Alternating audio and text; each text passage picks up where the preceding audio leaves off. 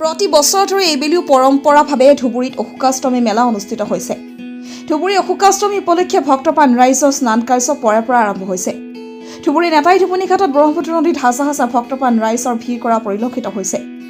বহিৰাজ্যৰ পশ্চিমবংগ, বিহাৰ আদি অঞ্চলৰ হাজাৰ হাজাৰ লোক আহি ধুবুৰীৰ ব্ৰহ্মপুত্ৰ নৈত স্নান কৰিবলৈ উপস্থিত হৈছে। বহু ভক্তপ্ৰাণ লোকসকলে স্নান কৰি পূজা অৰ্চনা আৰম্ভ কৰিছে। বহু দূৰ দূৰণিৰ পৰা মানুহ আহি এক উখল মাখল পৰিৱেশৰ সৃষ্টি কৰিছে। ব্ৰহ্মপুত্ৰ নদীত গা ধুই সকলো জাতি ধৰ্ম নিৰ্বিশেষে যাতে ভাতৃত্বভাৱ জগাই তুলি সকলোৱে একেলগে মিলাপ্ৰীতিৰে শান্তিত বসবাস কৰিব পাৰোঁ তাৰে কামনা কৰিছে ভক্তপ্ৰাণ ৰাইজে। স্নান কাৰ্য শেষ কৰি সকলোৱে অশোকাষ্টমী মেলাৰ আনন্দ উপভোগ কৰা পৰিলক্ষিত হৈছে। নিউজ টেক্সট ৰিপৰ্ট সংবাদ 365।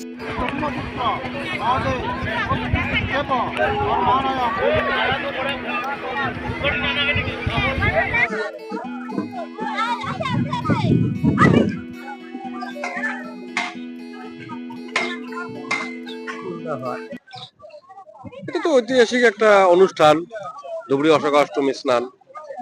প্রত্যেক বছরের মতোই এই বছরও ভালোই লাগতেছে, কিন্তু লোকের অঙ্ক আগের তুলনায় বহুত কম। গতবার যেটা লোকের অঙ্ক ছিল, এবার লোকের অঙ্ক অনেকটা কম আছে, ভিড়ের মাত্রা আগের মতো নেই। বাকি তো আশেপাশের লোক আসে, তা থাকা না। বাকি অনুষ্ঠান ভালো। অল আসাম আসে, বেঙ্গল থেকেও আসে, গোয়ালপাড়া, গুয়াহাটি, কুচবিহার, কালাকাটা, তুফানগঞ্জ সব দিক থেকে লোক আসে। লোকাল লোকের তুলনায় বাইরের লোকটা একটু বেশি, লোকাল লোকের মাত্রা কমই। খুব ভালো লাগে, তার জন্য আত্মীয় স্বজন নিয়ে সবাই আসে। কেমন লাগে? খুব ভালো। কি কামনা করলেন? কামনা করলাম পূর্বপুরুষের নামে এবং ছেলে মেয়ে ভালো। আর এটা অতি পৌরাণিক কাহিনী, এটা অতি পুৰণিক কালৰ পৰা এইটো চলি আছে।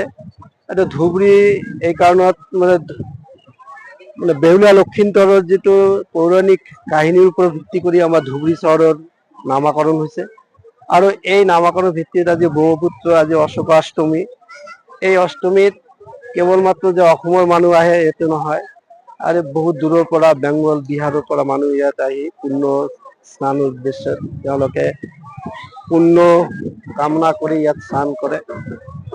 এইখিনি মই সৰুৰে পৰা দেখি আছো যে এইটো সঁচাকৈ ধুবুৰীত এটা ভাল পৰিৱেশৰ সৃষ্টি হয়। ইয়াত কেৱল যে স্নান নহয়, ইয়াত ব্যৱসায় বাণিজ্য এইখিনিও হয়। এই সকলোৱে যিটো আজি বাতাবৰণ, আজি হিন্দু মুছলিমৰ যিটো সমস্যা, এইখিনি যাতে নহয়, এইখিনিতে স্নান কৰি যাতে সকলোৱে মংগল হয়, এইখিনি মিলা প্ৰীতি এইখিনি কামনা কৰিব লাগে। এইখিনি আচলতে এই দিক দিয়ে পার নদীর ওই দিকে গেলাম, খুব ভালো লাগলো। প্রতি বছর না, ছোটবেলায় আসছিলাম, তারপর আর আসা হয়নি। এই যে বিয়ের পর প্রথম আসলাম। কেমন লাগে? খুব ভালো লাগে, একটা আসলে একটা শান্তি একদম।